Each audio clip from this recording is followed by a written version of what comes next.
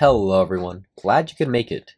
Today we'll be extending our stay at Turk Heavy Industries with the Dilanza. This is a 2-in-1 kit which gives you the option of the standard Dilanza or loudest custom unit, which is the one you'll see me build and paint today.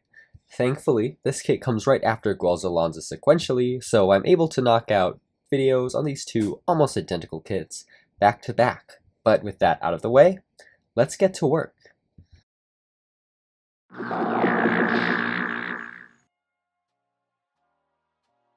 Inside the box are 3 main runners, comprising the main Dilanza body, with 3 smaller ones for the shoulder shields, blade antennas, and beam effect parts. You also get a small sticker sheet, almost identical to the one on the Guel's Dilanza kit. Since so much of this kit is shared with Guel's Dilanza, I wanted to talk about Zaku clones, specifically what makes a good Zaku clone because the Dilanza has quickly become my favorite one. But first, we need to discuss what a Zaku clone exactly is from my point of view. When I say Zaku clone, I'm not talking just about visuals, but rather the spirit of what a Zaku is, being a mass-produced enemy grunt suit, typically in a military-esque color scheme with a single eye, some sort of axe and shoulder-mounted shield. They also are usually unable to really do anything against their series' respective Gundam, and are there for the most part a minor obstacle just waiting to be destroyed. Throughout the various Gundam series, there are some visual outliers, most notably the Greys, which I'll use as an example for why it is a Zaku in terms of overall concepts. Within the IBO universe, the Greys exists as the main mass-produced mecha for Gjallarhorn, the organization that stands in the way of our protagonists, at least in the first season. It's the most basic mobile suit Gjallarhorn uses, sports a green color scheme in most cases, has an axe, and even a single eye sensor. As for the visual departure, pretty much everything in IBO is a departure from what we've seen before. But back to the Dilanza. As far as the points I laid out, it is a mass-produced unit, although the idea of enemy units is kinda hazy within the first series of Witch From Mercury. There are mobile suits we see more of, namely the Zawart or Hindry, so there is a case to be made about those. However, I will revert back to visuals. The Dilanza just nails the Zaku look better than those designs. It's green, it has shoulder shields and in some cases a big axe, it's chunky with a combination of curved and flat surfaces, power pipes, though those are part of the frame, and a T motif on the chest. All of this makes it, in my opinion, the Zaku clone of the Ad Stella timeline.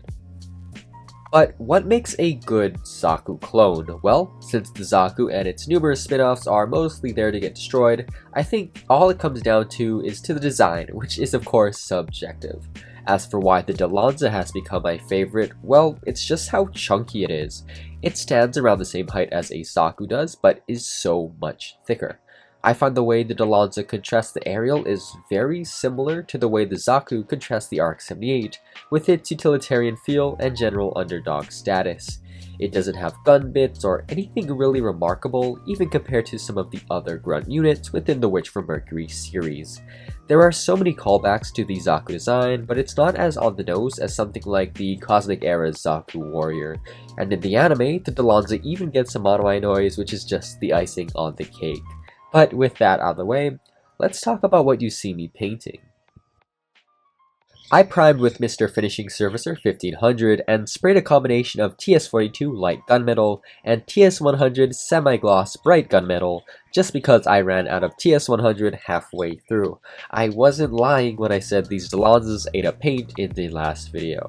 And just like last time, the various frame parts are being painted German gray. I was asked several times why I start off with gray for the frame and inner surfaces when I could just leave them in the metallic, and I have left things metallic in previous builds, but I keep painting these areas gray because I view the gray paint as a sort of primer against any sort of rust and corrosion. And while rust doesn't happen in space, most of the mobile suits in Witch From Mercury are built by corporations and probably sold to anyone with the money, so there is a possibility of these suits being used on Earth. I also just like the look of the gray.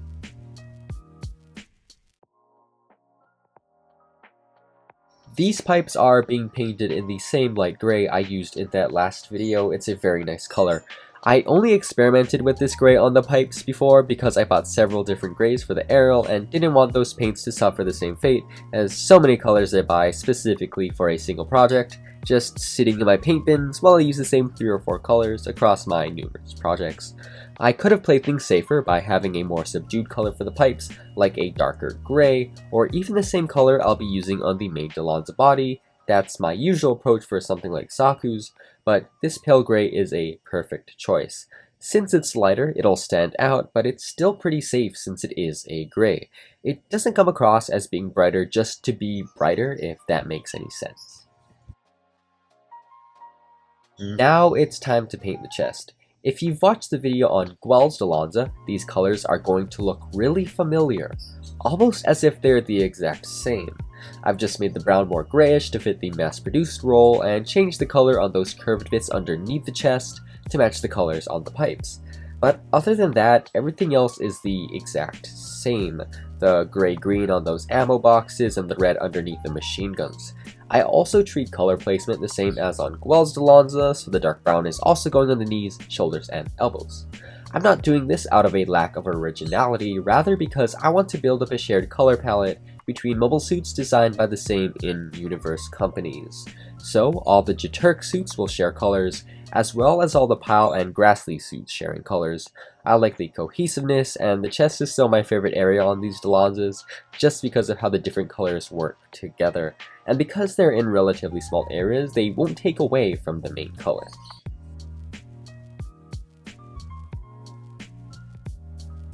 While I'm focusing on the more tedious bits, I'll go ahead and paint the thrusters red. This is where I start to differ from Guel's, not just in terms of color, but in terms of placement. On the leg thrusters, I paint the surrounding area red and the actual thruster gray, which is more in line with how I usually paint these on my Universal Sentry builds. Time for the main color. This is a mixture I based off the Industrial Turquoise on my G-Self. Coincidentally, it's a color that's really similar to the in-universe Dilanza color, so just like on Guel's, this color isn't the most creative, being more bluish and slightly darker. My initial plan was to paint this in a greenish gray, essentially Zaku colors, but I put that idea on hold after learning the Dilanza Soul is the Dilanza unit meant for actual combat, so I wanted something industrial that would hint at having the potential to be a military unit, but nothing too blatant, and maybe I'll paint the Dilanza Soul in Zaku colors. Since I painted the standard Dilanza before starting work on Loudest unit, I do have it just off screen so you can see what that color looks like after it dries. I did think about painting Loudest unit a different color from the standard one, but since he gets barely any screen time and probably isn't at Guel's level in terms of dueling, I felt the standard color was good enough. I will be doing some things later on to make his unit stand out though. I really like this color, so I'm not at all bothered that I'm using it for another project. Industrial Turquoise is one of my favorite colors to work with, and one that I've used quite frequently. In addition to that G-Self, I've also got a couple of Zaku's painted in similar shades. Since the metallic undercoat had some TS42, it ended up being a little lighter, which in turn affected the color, which is also a little lighter. You can tell this kind of thing when you're painting two of the same kit at the same time, but the difference is quite subtle and will be almost undetectable after weathering. You might wonder why I'm painting two Dilanzas anyways. Well, since I recreate the box arts on these kits for the thumbnails of these videos, I needed a second one. And while I could just paint all the different parts and swap them out as needed, I have a bunch of these kits, so it's not a big deal to just paint another one. Seriously, I have 8 Dilanzas total, though 2 are Guel's. It's what happens when you simultaneously place a bunch of pre-orders and look for these kits the date they release in Japan on the Japan side of the internet, while forgetting to cancel said pre-orders even after I found and bought these kits from those Japanese sellers. It's a bit of a struggle, but one I'm fine with. It may seem counterproductive to spend hours browsing Japanese stores to get these kits before they release in the US for this build series because, more often than not, the US release date happens before I've even worked my way up to that kit. Part of me wants to skip certain kits, but I did say this build series was going to be complete, and what better way to gauge an entire kit lineup than by building everything in said lineup. I know I could be working on a more current kit from this range if I only did build videos, but what's the fun in that? There's probably hundreds of build videos and other reviews floating around. I figured I'd do something more unique.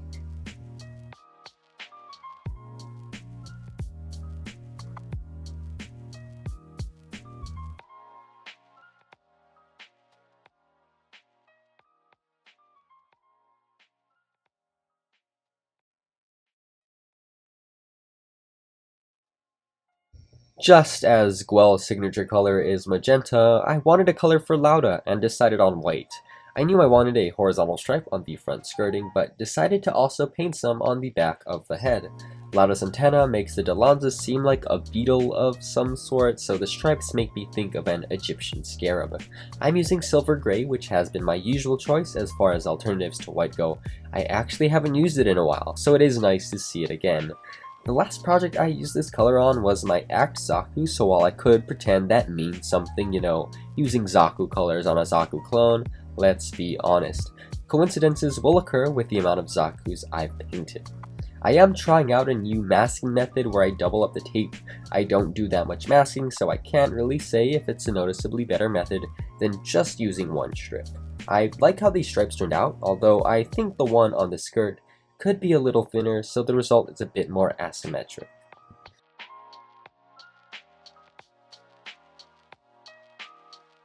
Decals are going on. I'm using the G rework set for Guel's Dilanza. Decal placement is a little different compared to Guel's unit, so instead of using the G rework website or the little card these decals come with, I just have the standard Dilanza as usual, slightly off screen to reference.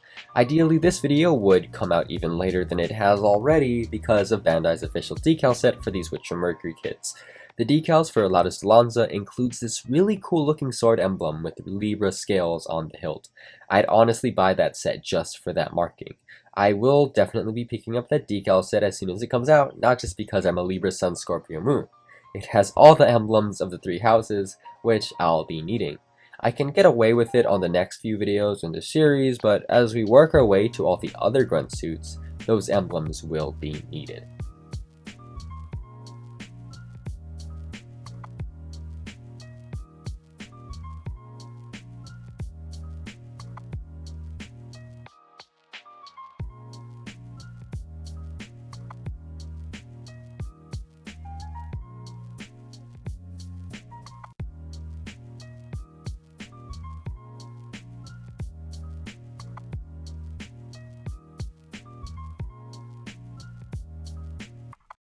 I let the decals dry overnight, which means things are ready for some physical chipping. Because I put on decals before chipping, I don't need to worry about the chipping matching and can achieve a more natural transition. I start off by working at the decal, scraping with a fresh blade until I remove enough of the material to my satisfaction. I only chip at the larger decals. On small ones like the caution markings, chipping would be more work than it's actually worth. Any chipping on these areas, besides scraping off over 50% of the marking, won't be seen that much, and there's always the possibility of me completely missing the decal and scraping off a large amount of paint where I don't want it, usually right next to the actual decal. I'm using my knife much more than I generally do, using it to introduce a lot of deep scratches. It pays to be really careful since I'm doing these scratches really quickly with a sharp blade. I am pretty comfortable since I've used a hobby blade pretty frequently over the last decade or so, but there's always the possibility of my knife slipping. Afterwards, I'll then go ahead and create standalone chips by bouncing metal tweezers along the paintwork. Regardless of tool, physical chipping is my favorite part of weathering. I just find it satisfying to attack the paint I was so careful in applying.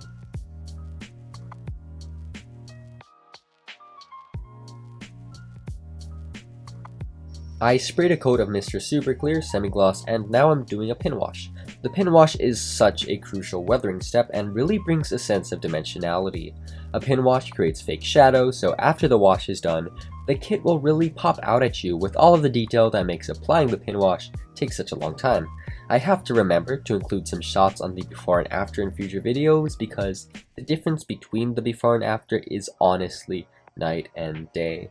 If I had to only do one weathering technique for the rest of my projects, it would be the pin wash. This pin wash took even longer than it usually does because the brush I use for this step is starting to fray and I had to use a slightly bigger one. I keep forgetting to buy new brushes. If you compare the two brushes on their own, the difference in size may not come across, but in the application of the pin wash, this minor size difference resulted in a sloppier and more in-your-face result. This meant cleanup, which I rarely ever do. On its own, cleanup isn't that big of a deal, but when you do two of the same kit, one after the other, and to think my original idea for a Dilanza video was to do 3 instead of 2 in vaguely black TriStars fashion. Yeah, it takes a while. Whenever I do clean up on a wash, I try to not move the paint around that much, since that will often lengthen the process. I prefer just touching a brush to the excess wash and letting it soak up the paint. If you clean up your wash by moving a brush around, that's just extra work. But sometimes you don't have a choice, especially if the detail where your wash is ranges on the shallower end.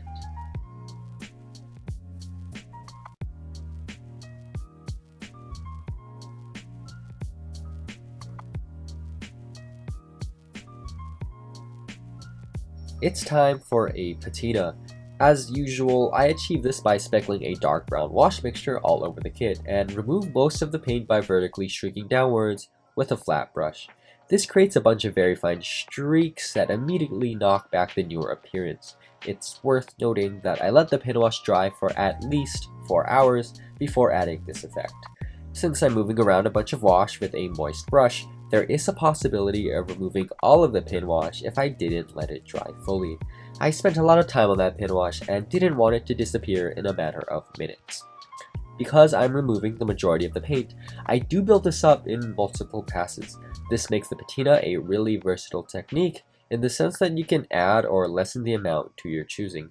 You can also adjust the color based on your preferences. I use dark brown a lot, but gray works well, especially over lighter colors.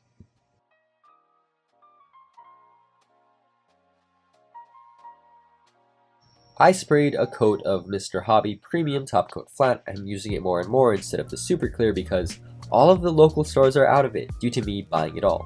Now it's time for dust. It's my first time adding dust in the series, but the method is the exact same as the patina, just with a different colored acrylic and concentrated mainly on the lower surfaces. The final piece in our Dilanza shaped puzzle is the weapons as usual. The colors are pretty standard basalt gray with small amounts of green gray for those weapons magazines. When putting a wash over weapons, I'll paint the wash over the entire piece. It's pretty typical and you've seen me do it before. But when I clean up the wash, I'm using a paintbrush instead of a paper towel. It's the same brush I used to paint on the wash, and I'll mainly clean off the paint in vertical motions. This does take a lot longer than with the paper towel, but it does have the advantage of me being able to adjust the effect to my choosing. I'm now painting the blade of the axe. This method is the exact same as how I paint Heat Hawks, but with slightly different colors. I start off with a flat orange, and when that's dry, paint on a lighter orange mixed with some fluorescent color. This method allows me to build up the color in stages rather than try to achieve somewhat even coverage on the first or second coat. Orange can be a tricky color to get right, so this approach makes things much safer, but when that's dry, the Dilanzas are done. Here's both Dilanzas in the bare plastic. And here's both Dilanzas after a little work. Just like Guel's Dilanza, these paint jobs aren't the most original, but they use colors I like a lot. Even the standard Dilanza, which I honestly included more of as an afterthought, turned out nicely. I won't be using that much color for the next couple of videos in this series, so it was nice to use some for a change.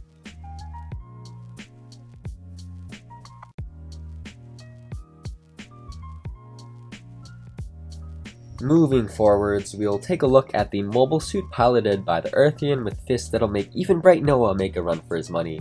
It's Choo Choo's Demi Trainer, which I'm really excited to share the painting process on.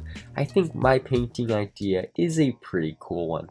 If you liked the video, consider supporting the channel. As always, thank you so much for watching, and I'll be seeing you in the next video, whenever that is.